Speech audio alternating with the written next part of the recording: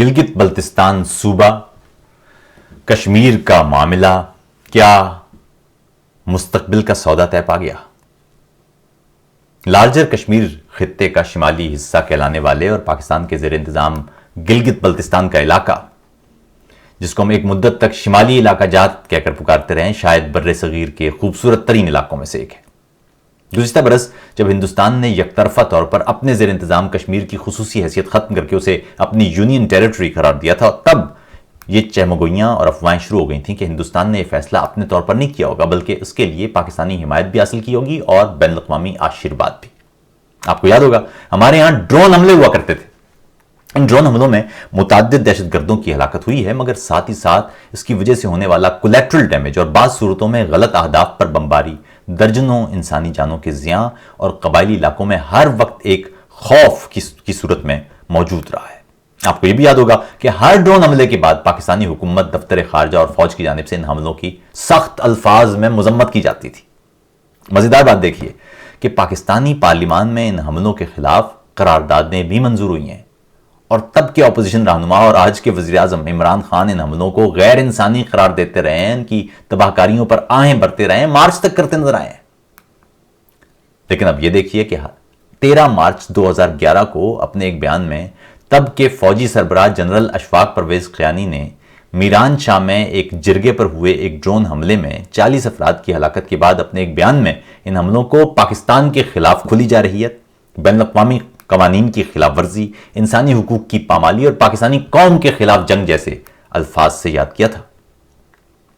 تاہم وکی لیکس میں امریکی محکمہ دفاع کی خفیہ دستاویزات سامنے آئیں تو پتہ چلا کہ جنرل کیانی نے سن 2008 میں امریکی جنرل ایڈمرل ولیم جے فیلن سے خود کہا تھا کہ وہ زیادہ سے زیادہ ڈرون حملے کریں، بلکہ 11 فروری 2008 کی ایک کیبل کے مطابق کیانی نے امریکہ سے شمالی اور جنوبی وزیرستان کے علاقوں میں بالخصوص فضا میں ڈرون طیاروں کی 24 گھنٹے موجودگی کی درخواست کی تھی۔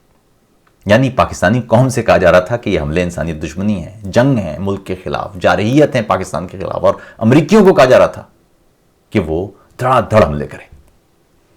ہمارے ہاں بیانات اور عملی اقدام میں اسی طرز کا تضاد اور فرق ہوتا ہے۔ کہا کچھ جاتا ہے، یعنی ہمیں بتایا کچھ جاتا ہے، اور حقیقت میں عملی طور پر ہوتا بالکل مختلف ہے، بالکل کچھ اور۔ یاد رکھیے کہ جس روز پاکستانی فوج نے بنگال میں ہتھیار ڈالے تھے، اس سے اگلے دن کے اخبار میں شہ سرخی تھی، فتح تک جنگ جاری رہے گی۔ جولائی میں عمران خان 22 جولائی کو صدر ٹرمپ سے ملتے ہیں، اور صدر ٹرمپ کشمیر کے معاملے پر اپنی ثالثی پیش کرتے ہیں۔ عمران خان صاحب واپس آتے ہیں اور کہتے ہیں جی کہ ہم نے ٹرافی جیت لی ہے، ورلڈ کپ کی طرح کی خوشی ہے۔ اس کے چند ہی روز بعد بھارتی وزیر اعظم مودی کشمیر کو بھارت کا حصہ قرار دیتے ہیں، اور کشمیر کا تشخص تبدیل کرنے کے فقط 2 ہفتے بعد یعنی 26 اگست کو نریندر مودی صدر ٹرمپ سے ملتے ہیں۔ مودی اور ٹرمپ کے درمیان ملاقات کے وقت کشمیر اپنی تاریخ کے بدترین لاک ڈاؤن کا شکار تھا، لیکن کسی کے کان پر کوئی جون نہیں دیں گی۔ پاکستان میں تاہم عوامی سطح پر نعرے لگ رہے تھے کہ ہم کشمیریوں کے ساتھ کھڑے ہیں۔ 1 سال سے زائد عرصہ بیت چکا، مگر ہمارے ہاں بیانات ہیں کہ کشمیر شہ رگ ہے، عالمی سطح پر معاملہ اٹھا لیا گیا ہے، اقوام متحدہ میں بحث ہو گئی ہے۔ اہم بات یہ ہے کہ زمینی سطح پر ہم نے کیا کیا ہے، اس کا جواب شاید کسی کو نہ ملے۔ ابھی ٹی وی چینلز پر پتہ چلا کہ فوجی سربراہ نے اپوزیشن جماعتوں کو بلایا اور گلگت بلتستان کو صوبہ بنانے سے متعلق یا اس خطے کے مستقبل کے تشخص سے متعلق بریفنگ دی۔ سوال یہ ہے کہ فوجی سربراہ یا اپوزیشن یا حکومت، حتیٰ کہ ہم کون ہوتے ہیں گلگت بلتستان کے مستقبل کا فیصلہ کرنے والے؟ کیا ایسے کسی بھی منصوبے سے قبل گلگت بلتستان کے لوگوں کی رائے معلوم نہیں کرنا چاہیے تھی؟ کیا وہاں کسی ریفرنڈم، کسی انتخاب کے ذریعے لوگوں سے معلوم نہیں کرنا چاہیے تھا کہ وہ کیا کہنا چاہ رہے ہیں، یا وہ اپنا مستقبل کیسے دیکھتے ہیں؟ یہ بات واضح ہو کہ 70 کی دہائی میں ٹھیک اسی طرح بغیر گلگت بلتستان کے لوگوں سے پوچھے وہاں اسٹیٹ سبجیکٹ ختم کر دیا گیا تھا۔ کہتے ہیں کہ نو آبادیاتی طاقتیں، برطانیہ، ہالینڈ، بیلجیم، فرانس وغیرہ، جب کسی خطے پر قبضہ کرتے تھے تو وہاں نقشے پر لکیریں کھینچ کر علاقے تقسیم کیے جاتے تھے۔ نو آبادیاتی تقسیم کا عالم دیکھیے کہ نقشے پر کھینچی جانے والی لکیروں کی وجہ سے افریقہ میں کئی قبیلے تقسیم ہو گئے اور وہ بعد تک خون ریزی کا باعث رہے، بعد تک وہ تنازعات موت، انسانی ہلاکتوں اور تباہی کی صورت میں نظر آتے رہے۔ پاکستان اور ہندوستان کی تقسیم کے وقت جس انداز سے علاقے تقسیم کیے گئے وہ خود اپنے اندر ایک تباہ کن داستان لیے ہوئے ہیں۔ کئی علاقے ایسے بھی تھے جہاں ایک بھائی کا گھر ہندوستان میں اور دوسرے کا پاکستان میں آیا۔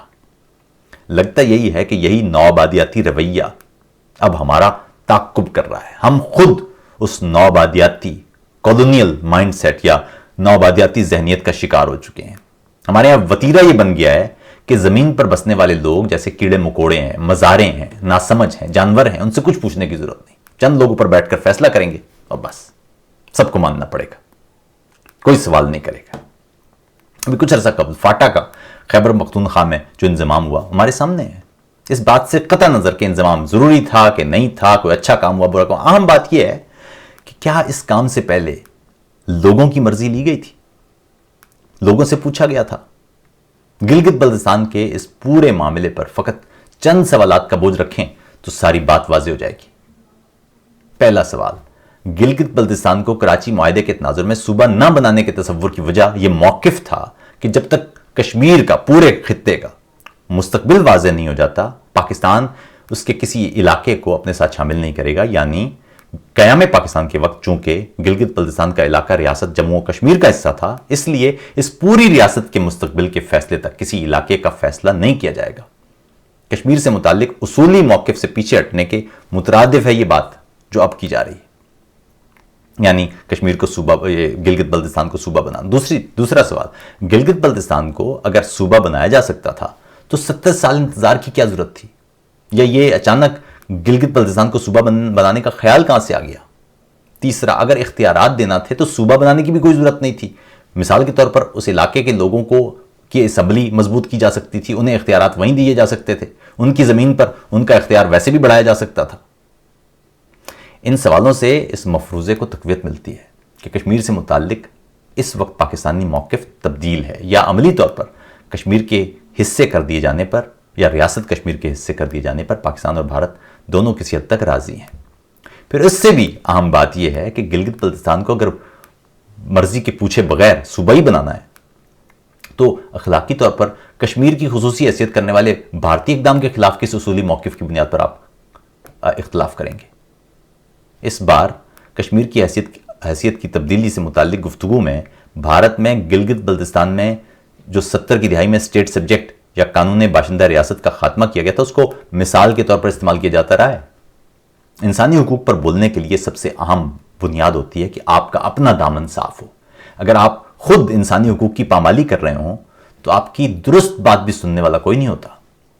ریاست وہی آزاد اور مضبوط ہوتی ہے جہاں کے لوگ اپنی ریاست سے بلا مشروط محبت کرتے ہیں، جہاں لوگوں کے تمام تر مفادات اس سیاسی اصطلاح کے ساتھ جڑے ہوتے ہیں، جہاں لوگوں کی بقا ریاست کی بقا سے نتھی ہوتی ہے، اور جہاں فیصلوں میں عام افراد کو شریک کیا جاتا ہے۔